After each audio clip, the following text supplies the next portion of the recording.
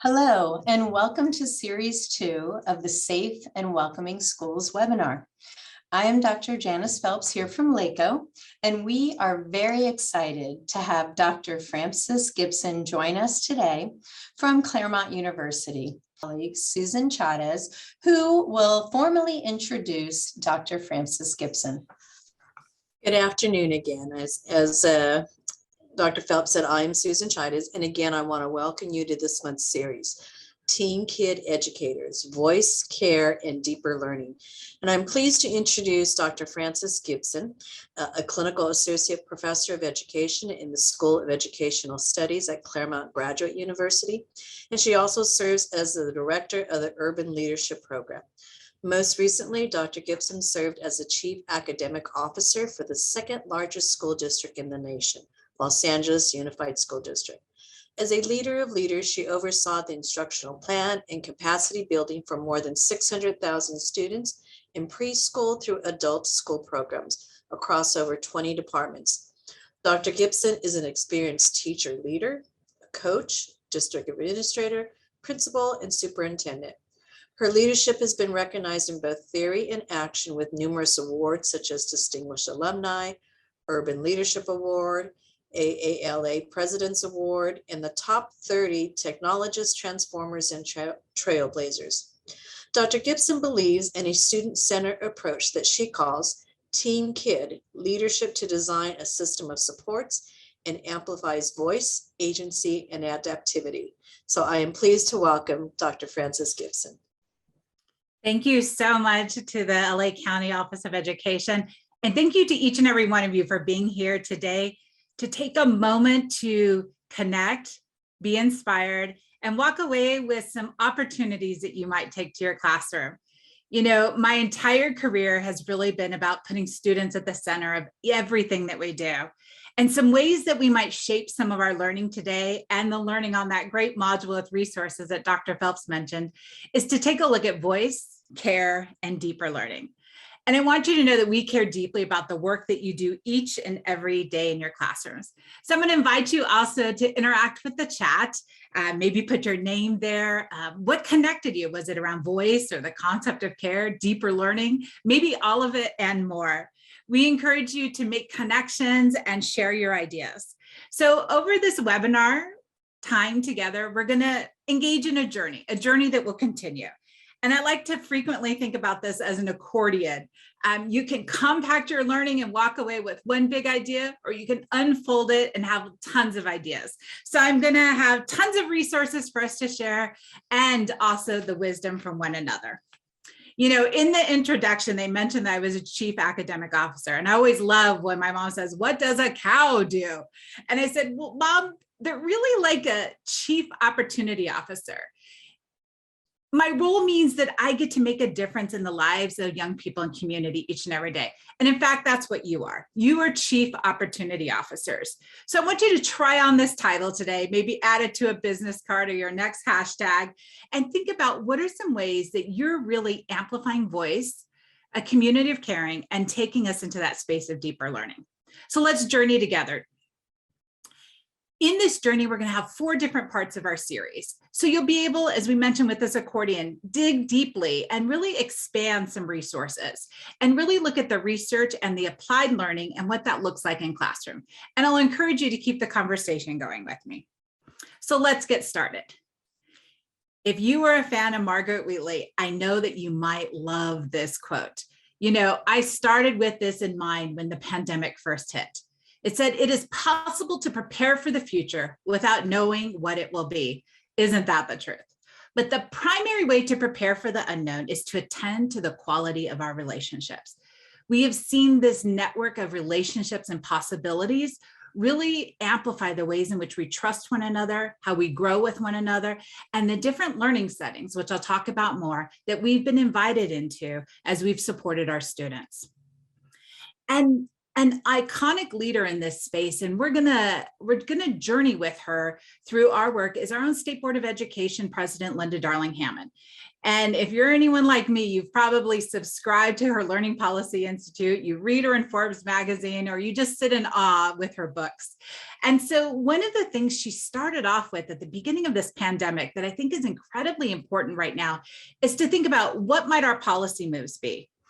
You know, last night I was with the president of the International Society for Technology and Education, and he said, you know, we kind of have this window where we're creeping up, and then there's this messy stuff like spaghetti, where it's all tangled and twisted. And that's kind of where we're in, but we also have an opportunity to leave that and have a moment in history that only perhaps comes once in a lifetime to really make a difference. So how might we disturb the system? How might we personalize what we would like to see? So I'm going to ask you to hold on to one of these personalizing features that she pulls out. What verb might be most important for you today? What's something that can change in your classroom or that you'd like to see? Or what's something that we might go visit and see as a model that's happening in your classroom? Let's expand that circle. What might need to happen in your school, in your district, or in your community? If you'd like to, go ahead and drop that in the chat, and you might see some connections with how others are thinking about this. So it might be about ensuring, it might be about strengthening, and it might be about closing those gaps. Listen for those verbs today as we journey together in this webinar. Because in fact, you are team kid educators. How do you connect all of this work? How does it make a difference when you situate students at the center of everything you do? Now, if you're anything like my colleagues, it's been a tough year plus, almost 2 years, right? And so as we think about that, many of us might think we are just wiped out.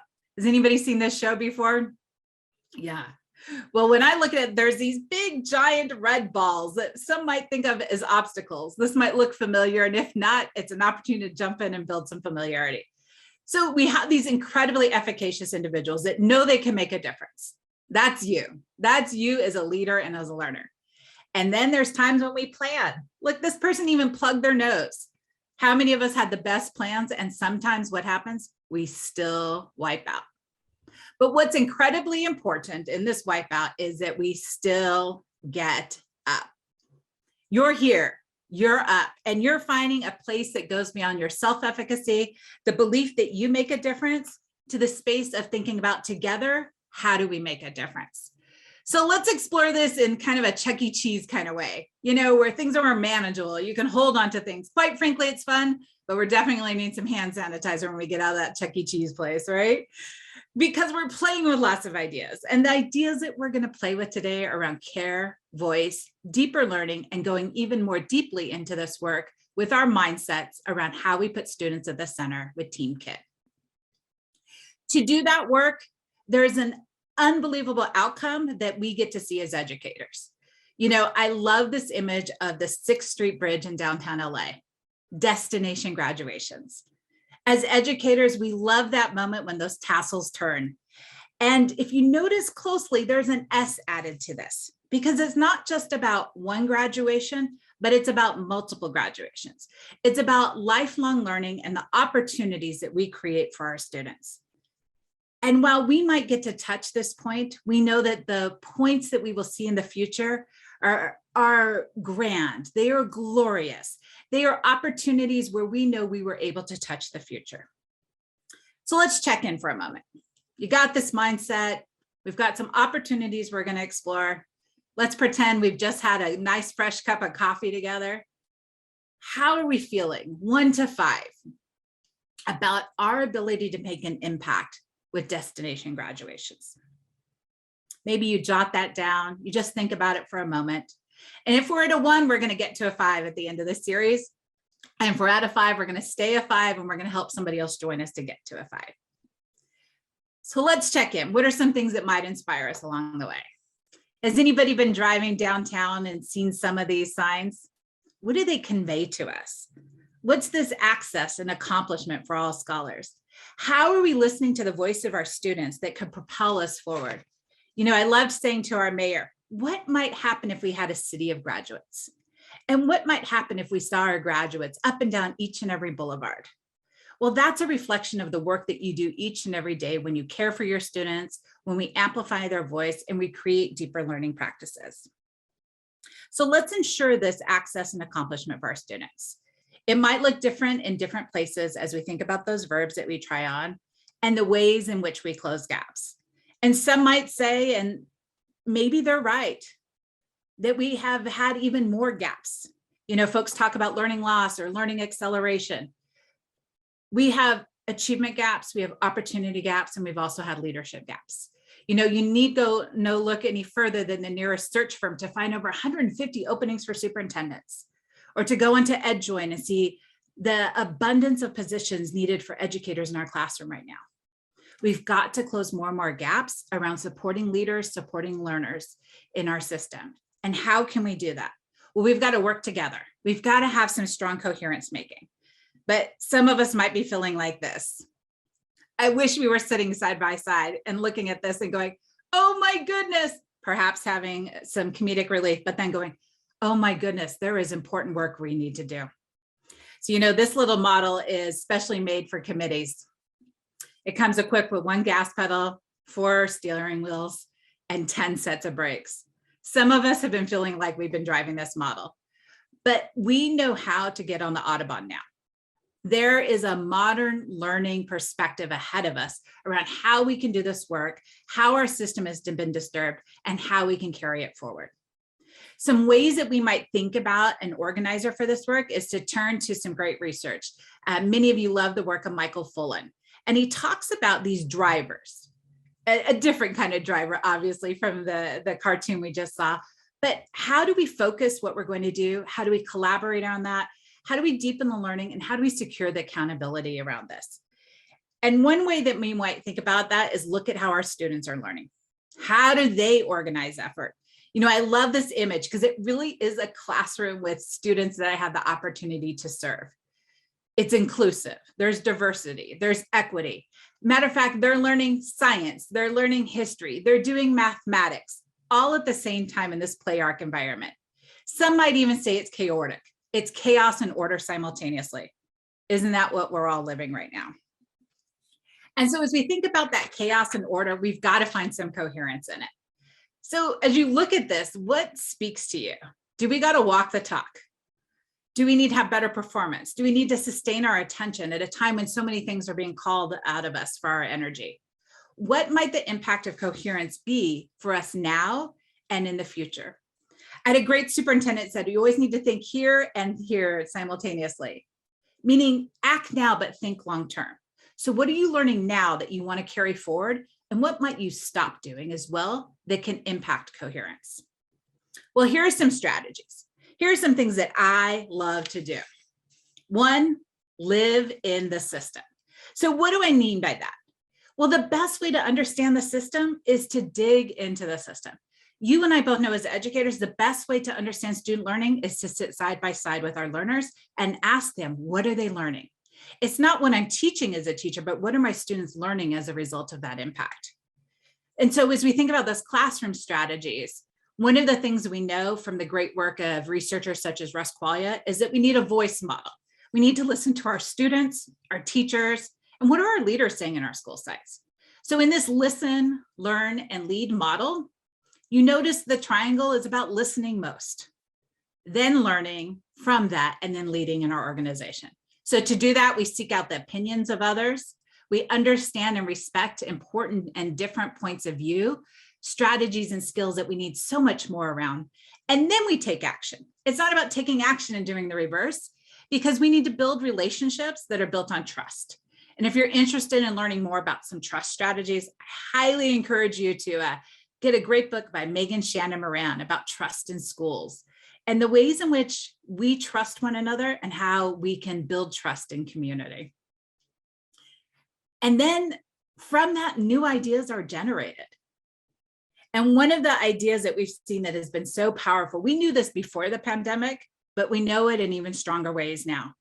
We knew that students were struggling. And now we know even more as we've been invited into their homes and we've had the opportunity to learn with them in a variety of different learning settings and the multiplicity of ways that students have tried to connect both virtually and digitally, and also in terms of different types of relationships. We found that we need even stronger attention to trauma. And one of the ways that we could do that is really by listening to our students' voice. So again, going back to that listening, learning, and action model in our work. And to do that, we need to be like broccoli. Now, some of you are probably thinking, where has this presentation gone? This sounds crazy. Be like broccoli, what does that mean? Well, if I've got any science educators on the line with me today, you know that broccoli is a fractal, F-R-A-C-T-A-L. So if you have one piece of broccoli and you break it off, it looks just like the bigger piece of broccoli. So if we want to impact our system, and we are rich and nutritious, and we are doing the important and dense work, we got to break that off. And so when I thought about that listen, learn, and lead model, it was one of the first things that I did as a superintendent, because I know that voice matters. How we talk with our students, how we learn from our students.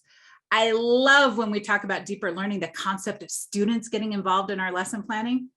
And when I had an opportunity to go visit schools and we looked at our listen, learn, and lead model, we talked about an aspirations framework, something that you'll see more deeply in that accordion of opportunities. And I went to the school and every single student's aspirations were up on the wall. Meaning, what does that student want to know and be able to do in their future? And I'm not talking about just dreaming pie in the sky, but there's actionable steps. And we know that this makes a difference in students feeling connected and also in their achievement outcomes. If we want to have that strong network of support, we need the Verizon Network. Now, I know some of you are also thinking, but wait, he works for Sprint now.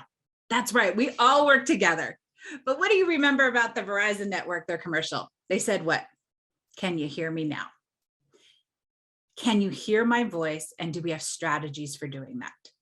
And when I fall, will you be there to catch me? Will there be a sense of collective efficacy in our organization, much like you saw with those wipeout balls earlier? How can we hear one another with a voice of diversity, of equity, and of inclusion? And to do that, we have to put our elbows at the table. You know, there's a lot of folks who are watching the work, but more importantly, are we leaning in and doing the work together? What happens when we lean in and do the work together? We actually think together. We get diversity of thought. We learn that conflict, believe it or not, is a resource, but it's not the personal conflict. It's the cognitive conflict about ideas and the synergy of how we come together. You know, there is no doubt that you could have pulled off amazing things in your classroom as an individual, but together we know we've accomplished so much more for our students. So what will happen when we think together and carry forward our learning in this modern learning environment? Well, when we think together, we learn together, and we also have conflict together. So I'm going to invite you for a moment to think about how we might challenge our thinking with understanding both problems and polarities. So do this with me for a moment. I'm going to pretend you're all doing it with me because I can't see each and every one of your brilliant faces, but take a deep breath in. It might be the first deep breath of the day. Are you ready? Let's do it.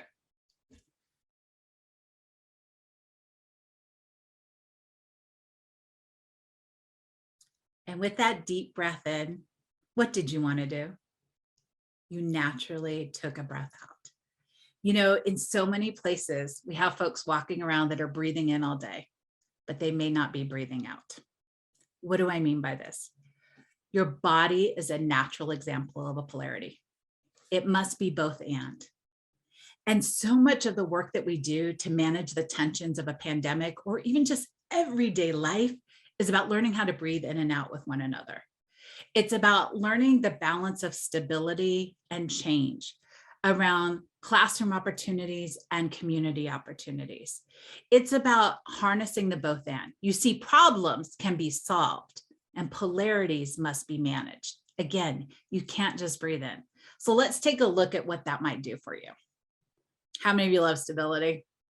You like knowing what's going to happen.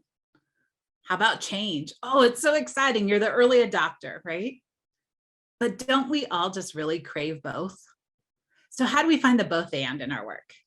Well, you know, whenever we're in conflict, we try to think about what do we name them? It could be peanut butter and jelly. It doesn't matter what the group names it, but most importantly, that they recognize it. And then what are the positive results of focusing on these ideas? So stability, you know what to do. There's a sense of order for you. You can channel your energy perhaps. But what happens if we get too stable? We might get stagnant. We're not feeling fresh with our ideas anymore. And we might be not recognizing some things that we need to see. Oh, and what might be some of the positive things of focusing on change? There's new energy, new ideas. There's an opportunity for different possibilities. But what happens if we have too much change? Well, we know, we've experienced it right now. We're on more of a seesaw sometimes as opposed to the teeter-totter, right? So it's not knowing what's going to happen. There's uncertainty. It's hard to keep up with the learning. So what do we really want to do with this work? We want to understand that if we don't manage our deepest fears, if we stay down in the negative things of, being stagnant, not knowing what to do, our deepest fear comes forward instead of our higher purpose. And our higher purpose is about this image of a well-managed polarity. So what are some things we're noticing about this well-managed polarity? Well, it's a figure 8. It's an infinity. It continues. It never ends. In fact, here's how you know you have a polarity. You can't solve it, but you must manage it. And you want to manage it with the benefits. So how might you be thinking about your classroom and your school community and your community in general that you serve? Are you standing on one of those stability balls like we see at the gym where you oscillate back and forth so that you don't fall off? Because if you just stand, you can fall off. Or do you teeter-totter so much that it's difficult to even stand there? How might you find that oscillation back and forth in your classroom that will help you understand how to manage the tensions and embrace them as a resource? Again, polarities and problems. Problems you can put on your to-do list. Polarities must be managed with both and thinking. So as we think about how we manage this work, it's certainly not work we can tell people to do, right? If we could tell everybody and put it on a to-do list, boy, wouldn't it be done already? But it's really about how we manage, going back to the relationships and being a model and not a critic. I love this saying. I'll never forget sitting at Fairfax High School one day and pulling out one of those 7 habits of highly effective people. And I got this card and it said, be a model, not a critic. And I thought, ooh, that is powerful. I still have that card on my desk still to this day, because it helps me to remind myself that each and every day I am a teacher.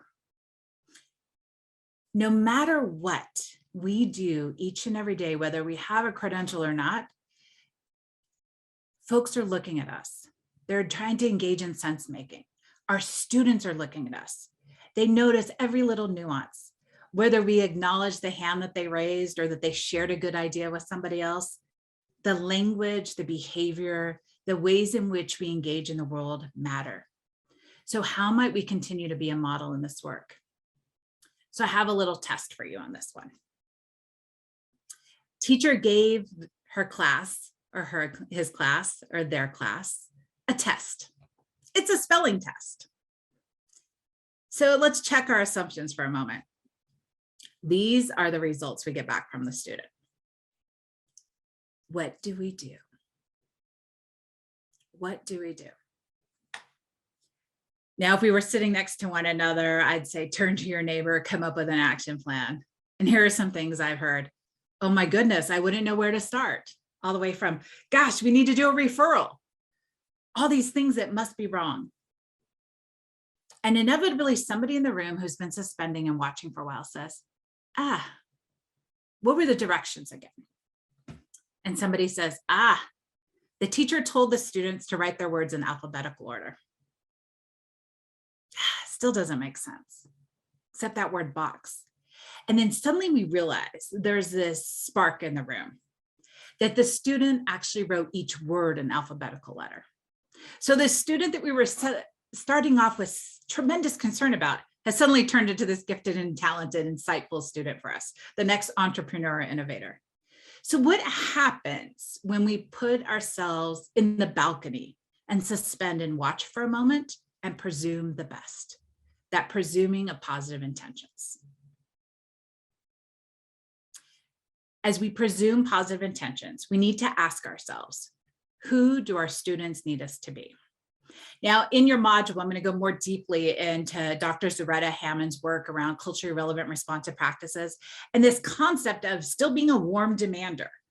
Our students still need us to support them and push them, especially in communities where students may be struggling because of the economics around them, or the access to resources, or the access to the high quality teaching that every single student deserves.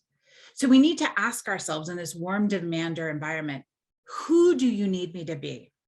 And in fact, one of the things I used to love to do was even ask my students, thinking about that tension again.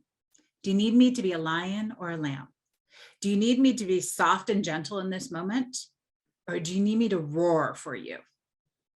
Who do you need me to be? Point to each side of the classroom. This is the lion side, this is the lamb side. Who might you need me to be? And then let's be resourceful enough as leaders and classroom leaders to be able to say, I've got enough tools to be able to support this. So one of my favorite connections to this, who do I need to be, is I realized I was being a lion a lot, but I'm really a lamb a lot. Maybe I'm just a polarity to manage. And I think about this beautiful image one day coming to my school site, and that beautiful mural that accompanied 21 other murals, and the sun coming up over the mountain, and thinking about, who do my students need me to be? My students needed me to be a warrior for them, but they needed me to be a lamb with them.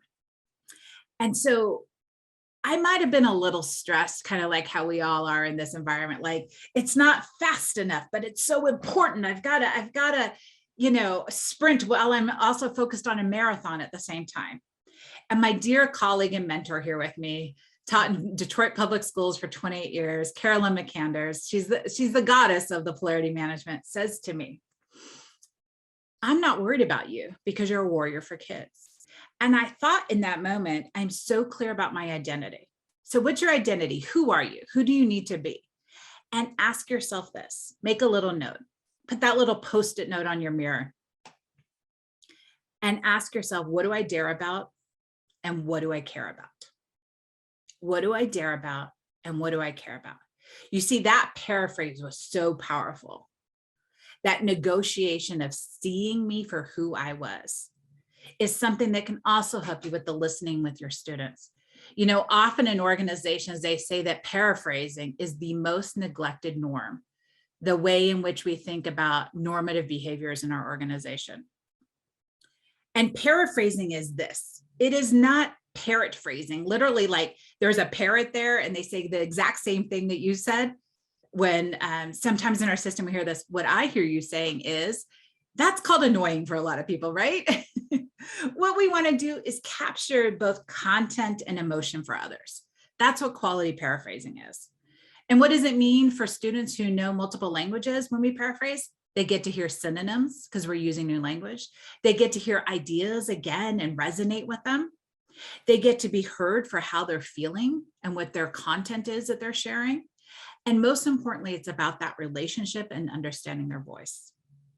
And then that last norm, again, going back to our spelling tests. How do we presume positive intentions with one another? There's this beautiful story that I love to share about a phone going off in the middle of a professional development. Has that happened to anybody before? Absolutely. We've all had those moments. So my brain has to go to the space of thinking about, my phone's gone off before because somebody needed me, or there was a concern, or I was able to support a child, right? So there's all these positive reasons why the phone might go off. So in the middle of this experience, when I'm sharing the story, a phone keeps going off. Talk about the perfect opportunity to test this theory. Guess whose phone was going off? This person right here, right? Unintentional, presuming positive intentions. Boy, we all had a good giggle. But I'll never forget that story of what happens when we just shift for a moment. That young person who's coming in the classroom and is struggling that day. Or I remember visiting a classroom where I had a weekly conversation with everybody about the importance of gratitude. And our beloved Professor Csikszentmihalyi, who recently passed from this earth during COVID, he talked about flow and being in that space and being known as the father of positive psychology. And the young people were coming in this classroom, and the educator was pretty frustrated because a lot of folks didn't do their homework. And he looks at him and he says, I want to pause for a moment. He walked to the back of the classroom and goes, "Can you look at me this way?" And he said, "I want to let you know how grateful I am that you are here in school today and that we have an opportunity to visit that assignment together so that I can get clearer about how I taught and how you were experiencing the learning." Boy, those students and that teacher taught me a lot that day by thinking about how we presume the best, how we get information and we bring it into our repertoire as educators, and then looking at the dispositions of how all those students felt heard that day and the magic that transpired that day in the classroom. So what might be your stories as you think about presuming positive intentions, the strategy of that power of the paraphrase and the multiplicity of ways I've shared with it, and most importantly, what are you going to dare and care about? And when you dare and care, I guarantee you'll do this. You will think in the margins. You know, we've talked a lot during the pandemic about equity, diversity, and inclusion. And most importantly, we've turned it into a Jedi mindset around justice, equity, diversity, and inclusion. And one of the things we know, there's a beautiful book called The Care Less Society that really talks about how we empower community and how we listen to the voice in our community. And one way that we must do this with our work is we think about, you know, what's in our curriculum, who's included, what's included, and why. You know, there's going to be a wonderful speaker coming up shortly in this series also, Dr. Tyrone Howard, and I've highlighted his book here among other books that you'll have an opportunity to connect with.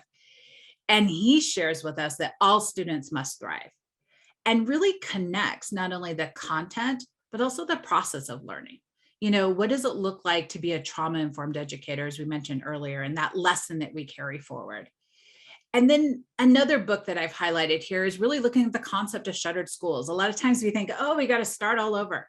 But there's so much that we need to learn because it's connected to that other book right next to it around community schools.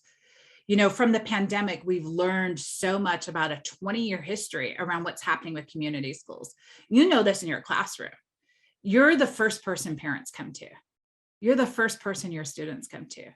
And when we can network all of those resources, the wellness opportunities, the vaccinations, the sense of safety, the sense of knowing how to connect to economic resources because students have digital connectivity, all of those things, they come to your classroom.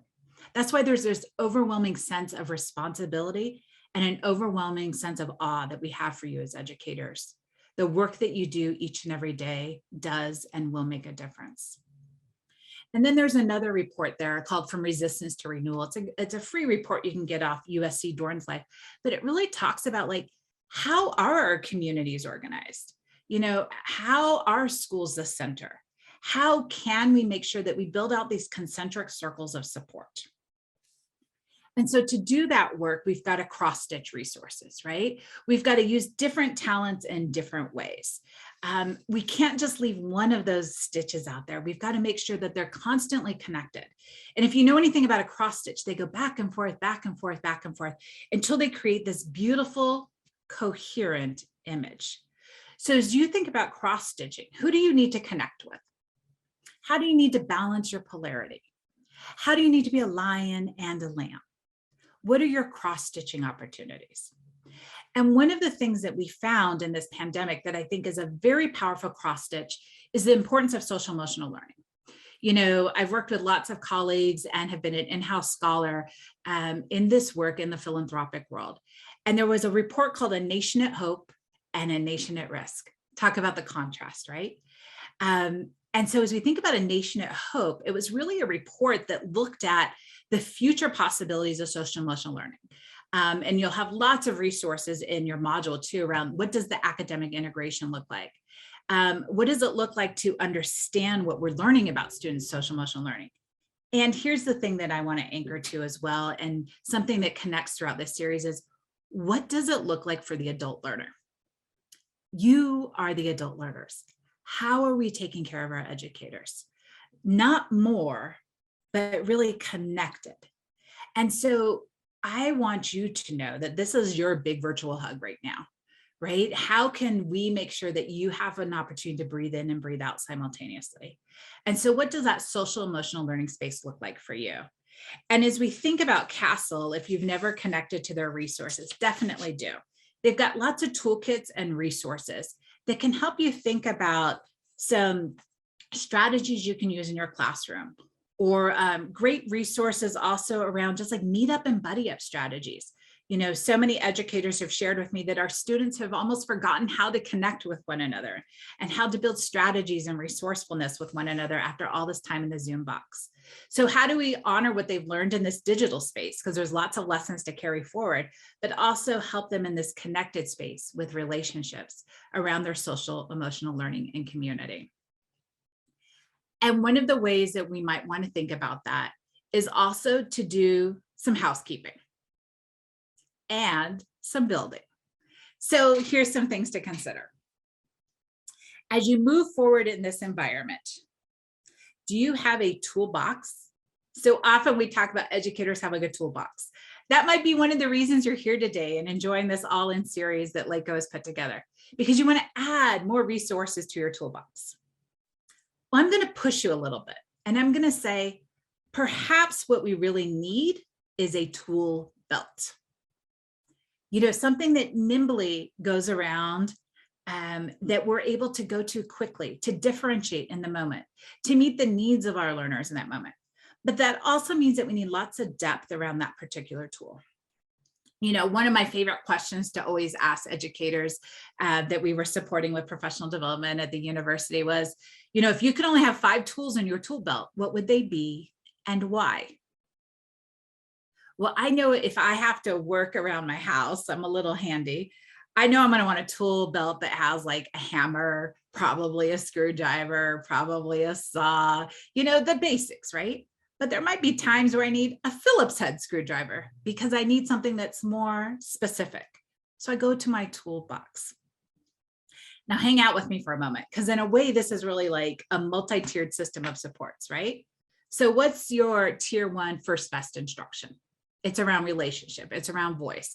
It's around good FBI work, first best instruction, right? Being clear about your content. And one of the things that we've learned in this pandemic environment is the importance of mastery. What counts for competency? What does equity grading look like? Those are those tier 1 supports. So we've got to have, everybody needs that in their tool belt. Now let's go to tier 2. What's that extra scoop of support? What might we need? Well, that's our tool box. And we might find that sometimes we have to take some of the old tools out to make room for new tools as well. So do that inventory. As we think about what we've learned in digital learning, there's lots of new space for new strategies that have been added, but we might need to do a little cleaning as well. And then there's that tool chest, that one that has all of those sliders and those images there. Those are your specialty places. And we need some of that, especially when we go to tier 3. Whether it's around attendance, behavior, or course performance, those ABCs of the early warning indicators that Dr. Balfons talks about so much. When do we need to know when to go to the tool chest? And do we have a tool chest of resources that we can go to in our classroom, in our school, and in our school districts? And one such school district that I loved learning about, and you'll see the resource links to this in the modules, is Chula Vista. There was a study that recently looked at the power of relationships. And at Chula Vista, one of the research tools that they had put out that really studied the school was called We Shake Hands at the Door. And frequently we see districts that look like this one in the above, right? There's kind of like, here's the school, here's the district, here's the classroom, here's the school administration. And it's kind of separated, right? And yet we want the system of the supports, the living in the system, being able to connect with all of our students. And we have these types of structures. And we've seen this throughout lots of different experiences during this pandemic. But when they're connected even more, there's synergy and coherence and strength. So if you had to enroll your own personal child in a school, would you want them in the first example or the second example? My hunch is it's the second example. You are not going to fall there. And that's the story of Chula Vista. That's the story of Superintendent Escobedo, but more importantly, he will tell you it's the story of the teachers in this district. So I encourage you to take a look at that and think about, what did they put on their tool belt? And how might that reflect the types of things that you have in your tool belt? Again, relationships matter, systems matter, resources matter. And I'd like to connect this final big idea for you. There's a lot of strategies that we've shared. There's a lot of mindsets that we're having you think about. And I'm going to do something that you might think, no superintendent or chief academic officer would say this. Well, I'm going to say it. I want you to disturb your system. I want you to think about how you bring social emotional learning together, how you push opportunities, how you dare and care, and saturate and infiltrate the system with good ideas by disturbing the system. And here's what this means. Have you ever seen a pebble that's been thrown on the pond and just beautifully these concentric circles start rippling through the pond? The pebble was intentionally selected. You knew why you were selecting that pebble, why it matters, and who it might matter for. You've thought inside the margins. Now, some folks might say, let's be bold, let's disturb the system. And they throw this giant boulder out into the middle of the pond. Well, what happens when you throw a giant boulder into the middle of the pond? You make a mess. So think critically around what's the bold piece that you would like to see. And then let's think about where it fits today. Where does it fit today? We've had a lot of shifts as we think about the role of instructional technology. The International Society for Technology and Education has really shifted us to think about that it is no longer about touching the glass, but is about touching the minds of our students. What is the learning science of what our students need to know and be able to do? Let me give you an example of this. So the ISTE standards shifted from the types of things that we needed for so many of our students at the beginning of the pandemic, but if we didn't move quick enough, we lost an opportunity. So as we think about the ISTE standards, again, the International Society for Technology and Education, these are free to all educators to go on, download, lots of resources there. Let's think about the impact with them in today's environment. Empowered learners. Do students know how to leverage technology and have an active role in it?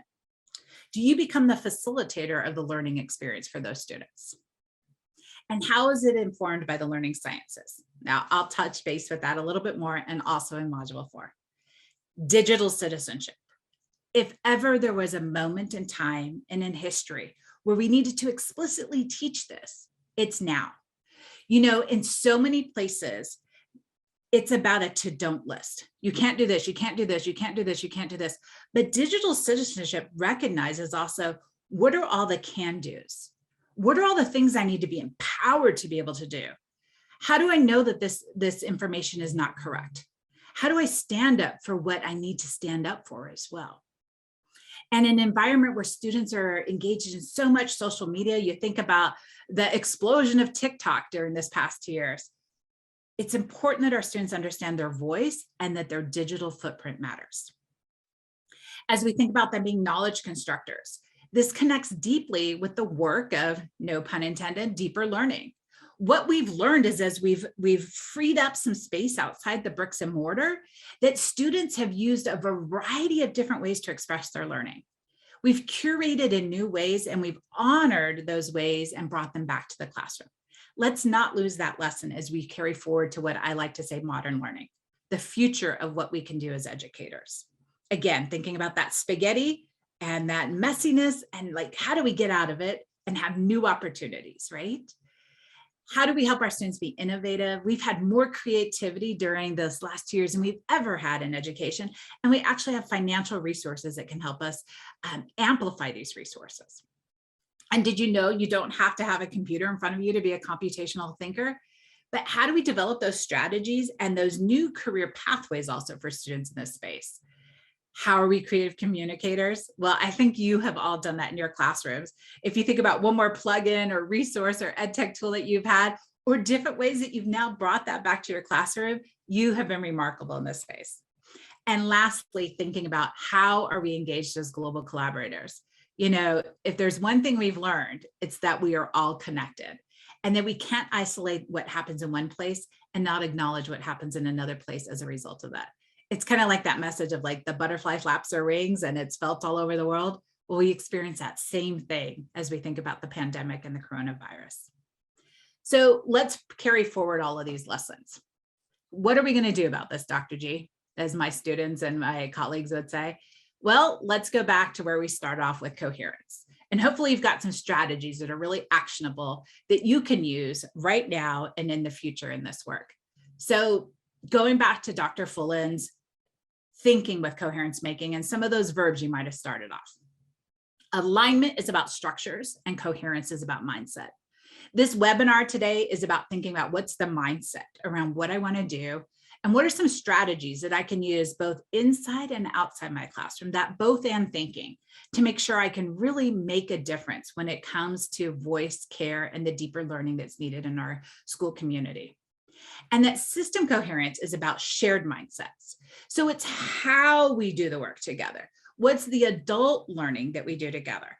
You know, frequently we talk about the work that I've had the opportunity to be trained deeply in and connect with colleagues around as we think about adaptive schools, or those norms that you saw earlier come from that body of work with the Thinking Collaborative. They talk about this concept of a triple track, that there's strategies, there's things that I've intentionally done with you here today in the webinar to support you as a leader and a learner and an educator.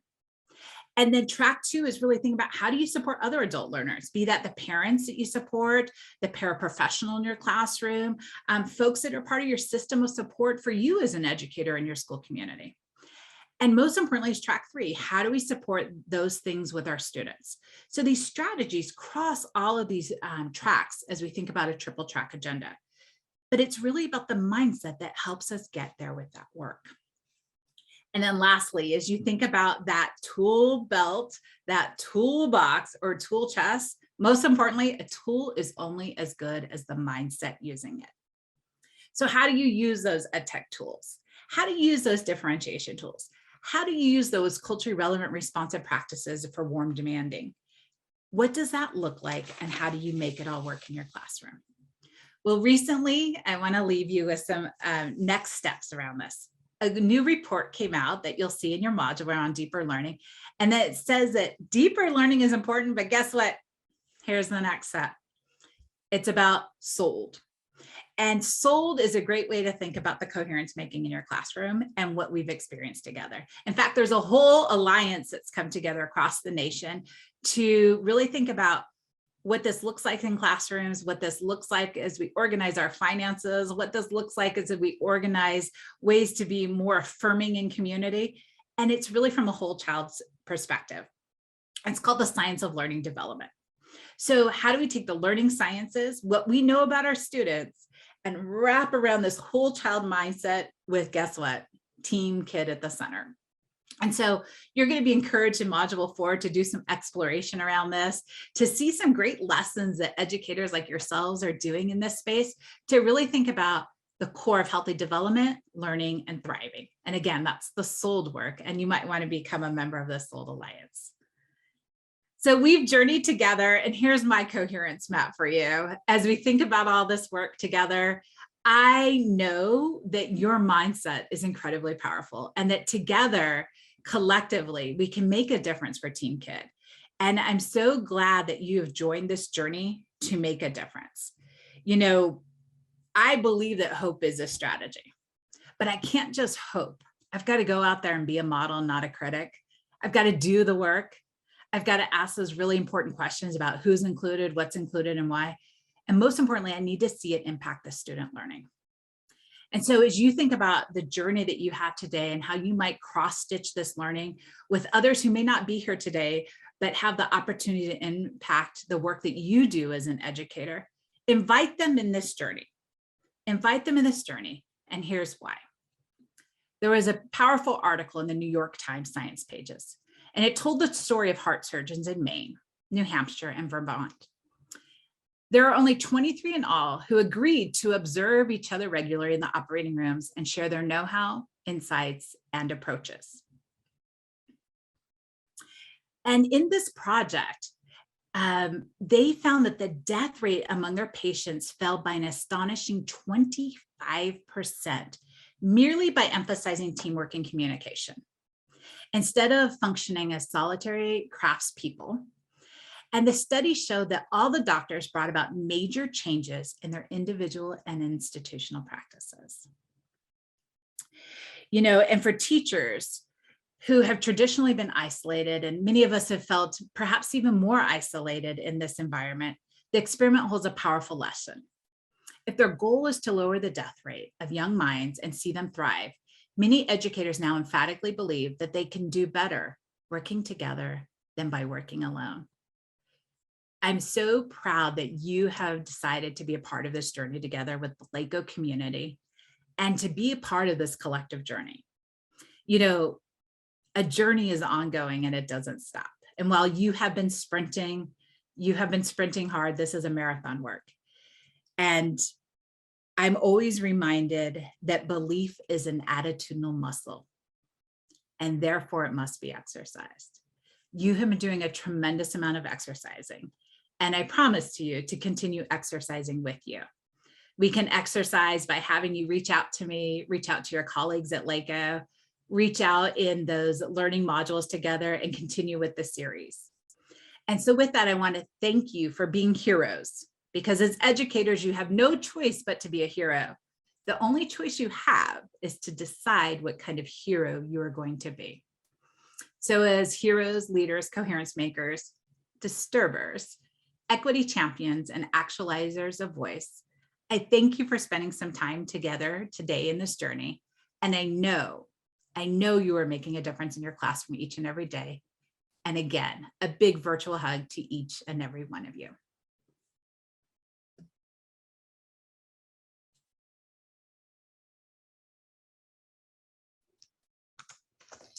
Thank you, Dr. Gibson, for those words of wisdom.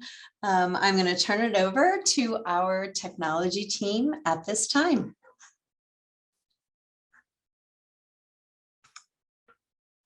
Thank you for joining us. At this time, the webinar has concluded. You may disconnect.